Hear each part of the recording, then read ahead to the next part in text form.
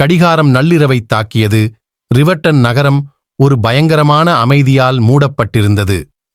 தெருவிளக்குகள் ஆங்காங்கே மின்னியது. நீண்ட அலையலையான நிழல்கள் கற்கள் தெருக்களில். நகரவாசிகளில் பெரும்பாலானோர் ஆழ்ந்த உறக்கத்தில் இருந்தனர். சில இரவு ஆந்தைகள் மற்றும் தூக்கமின்மையால் அவதிப்படுபவர்கள். நகரின் எல்லையில் உள்ள ஒரு சிறிய மங்கலான வெளிச்சம் கொண்ட குடியிருப்பில் எமிலி தனது தேய்ந்து போன படுக்கையில் அமர்ந்து பழைய புகைப்பட ஆல்பத்தை புரட்டினார். அவளது வானொலியின் மெல்லிய ஓசை இரவின் அமைதிக்கு எதிராக சற்று ஆறுதல் அளித்தது. அவள் பக்கம் திரும்பியபோது போன் அடித்ததும் அவளது கதறல் தொனியில் அமைதியை துளைத்தது. திடுக்கிட்டு எமிலி ரிசீவரை எடுத்தாள். வணக்கம், அவள் பதிலளித்தாள். அவள் குரல் லேசாக நடுங்கியது. மறுமுனையில் ஒரு குறுகிய இடைநிறுத்தம் இருந்தது. அதற்கு முன் ஒரு ஆழமான கரடுமுரடான குரல் பதிலளித்தது.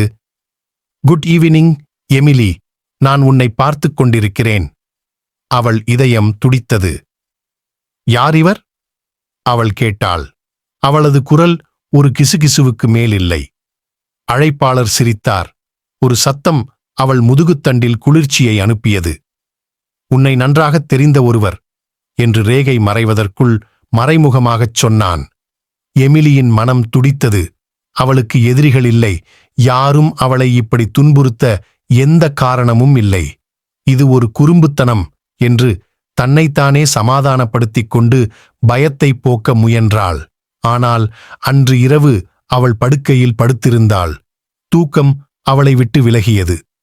அடுத்த சில நாட்கள் சீரற்றதாக இருந்தது. ஆனால் நள்ளிரவு அழைப்பின் நினைவு நீடித்தது. எமிலி அவள் தோள்பட்டையை அடிக்கடி பார்ப்பதைக் கண்டாள். அவளுடைய நரம்புகள் விளிம்பில் இருந்தன. பின்னர் அவள் ஓய்வெடுக்கத் தொடங்கும்போது நள்ளிரவில் தொலைபேசி மீண்டும் ஒலித்தது.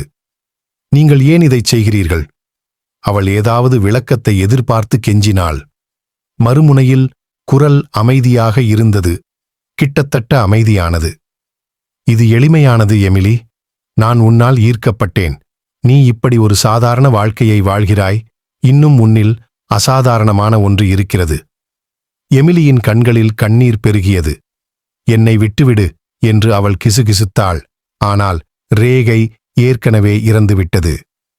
தன்னை துன்புறுத்தியவரின் அடையாளத்தை வெளிக்கொணரத் தீர்மானித்த எமிலி தொழில்நுட்ப ஆர்வலரான துப்பறியும் தனது நண்பரான மார்க்கிடம் கூறினார். மார்க் தனது மொபைலில் ஒரு டிரேசிங் சாதனத்தை நிறுவி அதன் அடிப்பகுதிக்கு வருவதாக உறுதியளித்தார். அன்றிரவு தொலைபேசி மீண்டும் ஒலித்தது. எமிலி பதிலளித்தாள். அவள் கை நடுங்கியது. என்னிடமிருந்து உனக்கு என்ன வேண்டும்? அவள் கேட்டாள். அவள் குரல் உடைந்தது பேசுவதற்கு. அழைப்பாளர் பதிலளித்தார். உங்களைப் பற்றி மேலும் தெரிந்து கொள்ள. எமிலியும் சேர்ந்து விளையாடினார். அழைப்பை மார்க் ட்ரேஸ் செய்யும் அளவுக்கு அவரை வரிசையில் வைத்திருப்பார் என்ற நம்பிக்கையில். அவள் சாதாரண விஷயங்கள், அவளுடைய வேலை, அவளுடைய பொழுதுபோக்குகள், உரையாடலை நீட்டிக்க எதையும் பற்றி பேசினாள்.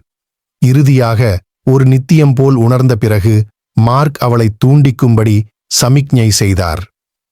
பழைய தொழிற்சாலைக்கு அருகிலுள்ள ஒரு பேஃபோனிலிருந்து அழைப்பு வந்தது என்று மார்க் கூறினார். அவரது புருவம் சுருங்கியது.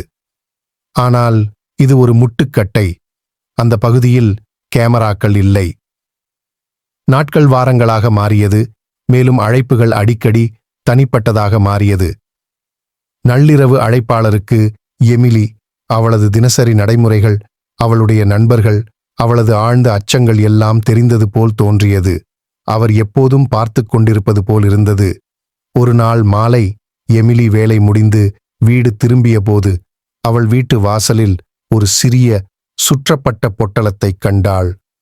அவளுடைய பெயர் நேர்த்தியான எழுத்தில் எழுதப்பட்டிருந்தது. நடுங்கும் கைகளால் விண்டேஜ் லாக்கெட்டைக் காண அதைத் திறந்தாள்.